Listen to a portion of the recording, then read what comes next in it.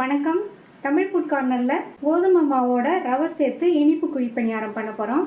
நினச்ச மாத்திரத்தில் உடனடியாக இதை செஞ்சிடலாம். எப்படி பண்ணுறதுன்னு பார்க்கலாம்.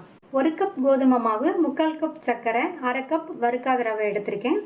இந்த பணியாரத்துக்கு வறுக்காத ரவை எடுத்துக்கோங்க, அப்போ தான் நல்லா சாஃப்டாக இருக்கும். ஃபஸ்ட்டு இந்த மிக்சிங் பவுலில் நம்ம எடுத்து வச்ச ரவையை சேர்த்துட்டு ரவை முங்குற அளவுக்கு தண்ணி, இதை மூடி வச்சிடலாம். ரவை அரை மணி நேரம் ஊறட்டும். அரை மணி நேரம் ஆச்சு. ரவை நல்லா ஊறிடுச்சு. இது கூட 1 கப் கோதுமை மாவு, 3/4 கப் சர்க்கரை. 3/4 கப் சர்க்கரை கரெக்டாக இருக்கும். 2 பிஞ்ச் உப்பு, 1/4 டீஸ்பூன் ஏலக்காய் பவுடர், எல்லாத்தையும் நல்லா ஒன்றா மிக்ஸ் பண்ணி விட்டுட்டு நல்லா மிக்ஸ் பண்ணி விட்டாச்சு. இதில் தண்ணியை மொத்தமாக ஊற்றிடாமல் கொஞ்சம் கொஞ்சமாக தண்ணி சேர்த்து இட்லி மாவு பதத்துக்கு கரைச்சிக்கணும். இதில் சர்க்கரை சேர்த்துக்கிறதுனால இலக்கம் கொடுக்கும். அதனால் தண்ணி ஊற்றுறது கொஞ்சம் கொஞ்சமாக சேர்த்து தான் கலந்துக்கணும்.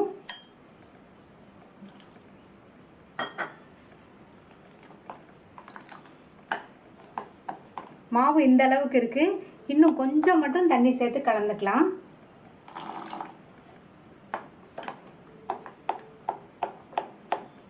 இப்போ மாவு கரெக்டான பக்குவத்தில் இருக்குது. இட்லி மாவு பார்த்துக்கு இந்த அளவுக்கு கொஞ்சம் கொஞ்சமாக தண்ணி சேர்த்து நீங்கள் கரைச்சிக்கங்க.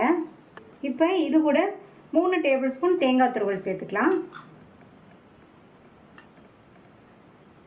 இந்த தேங்காய் துருவல் அப்பத்துக்கு நல்ல டேஸ்ட் கொடுக்கும். அடுத்து இதில் 1/4 டீஸ்பூன் கொஞ்சமாக சோடாப்பு சேர்த்துக்கலாம். சமையல் சோடா சேர்த்து ஒரு தடவை மிக்ஸ் பண்ணி விட்டுருங்க.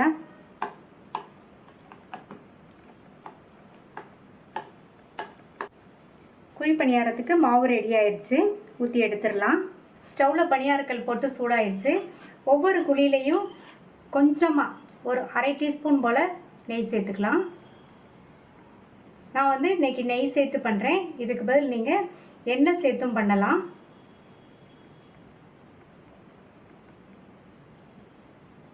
நெய் சூடாயிடுச்சு. ஒவ்வொரு குழியிலையும் பணியாரத்தை எடுத்து ஊற்றிடலாம். ஃபுல்லாக ஊற்றிடாமல் கொஞ்சம் கம்மியாக ஊற்றணும். அப்போ தான் வெந்து வரும்போது கரெக்டாக இருக்கும்.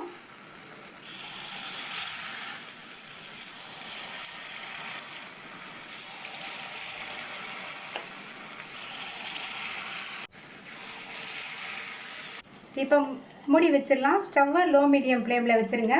கூட்டி வச்சோம்னா கருகி போகிறதுக்கு சான்ஸ் இருக்குது, நம்ம சர்க்கரை சேர்த்துருக்கிறதுனால. அந்த சைடு வெந்துருச்சு. ஒவ்வொரு பணியாரமாக பரட்டி போட்டுக்கலாம்.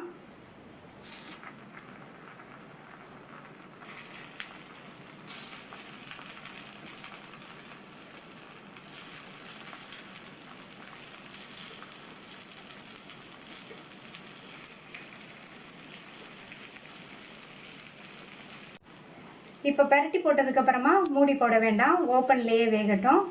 சுற்றி கொஞ்சமாக நெய் விட்டுக்கலாம்.